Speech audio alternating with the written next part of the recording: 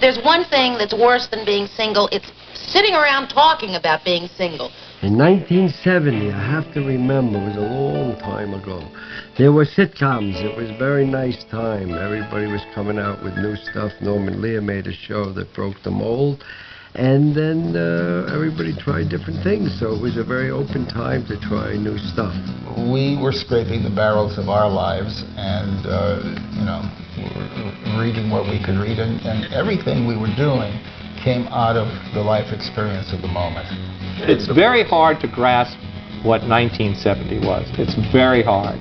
And, you know, it's you know, the show 222 was the second show, and only second by 6 months, to have black people as stars of the cast. So minorities were not really well represented. This is just, we're going into antiquity in a certain way.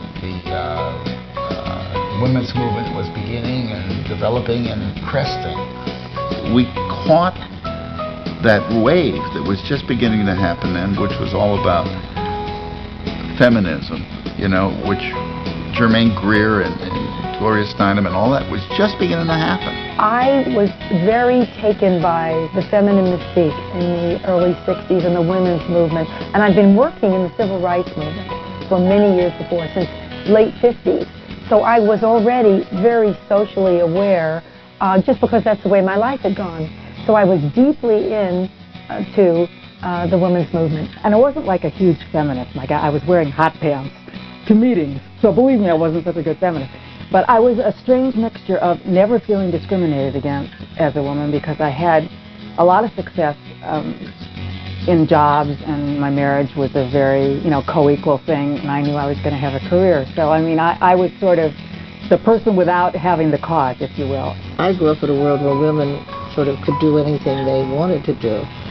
During the war itself, I actually had worked at Lockheed Aircraft, and I built airplanes. I built P-38s. I was a riveter, and I got to be a really good riveter, and I actually became an instructor. When I became a vice president of CBS, I was just stunned. So I don't think that I ever thought of myself as, you know, having breaking new ground. I don't know. It was what I liked to do. I loved making shows, and I was making shows, and most of the women whom I knew felt the same way. My earlier series, Life with Elizabeth and then Date with the Angels, everybody said, oh, well, it was so hard for a woman then as it is now. Well, I was also producing them. I mean, it was the beginning of women's liberation, and that was the first time that anything sort of spoke to me and who I was and what I wanted to do. Things started to change for the women in the workplace, particularly. But I always felt that we could do anything we wanted to do, as long as we really cared about doing it, and as long as we were good at what we did. We'd better be good. But I always felt it was easier for us and for the men because they were so competitive. You know, I was trying to find myself in the women's movement. I was hearing my mother say things like, well, you know, I think when women don't allow men to open the door for them, they lose something.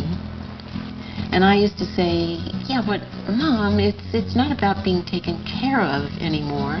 It's about striding forth and standing on your own 2 feet. Well, yes, but you just remain a lady, will you? And, you know, so all of that stuff was playing in my head. I think the 70s first understood that the sitcom was very powerful. It was a perfect vehicle to reflect what was going on in society. Sitcom became a platform for a lot of subjects, politics, opinions, passions. Before, the news was the platform, or a documentary was the platform. But they discovered if you made people laugh, at the same time you sent them the message, it was more palatable for the audience. And I think it gave permission to a whole reams of women and men around the country to look at the new paradigm, the new way things work. I think everybody who was alive at that time was feeling in their own life, you know, this was quite a cultural revolution, feminism, and we're in a position to manipulate it for our own profit.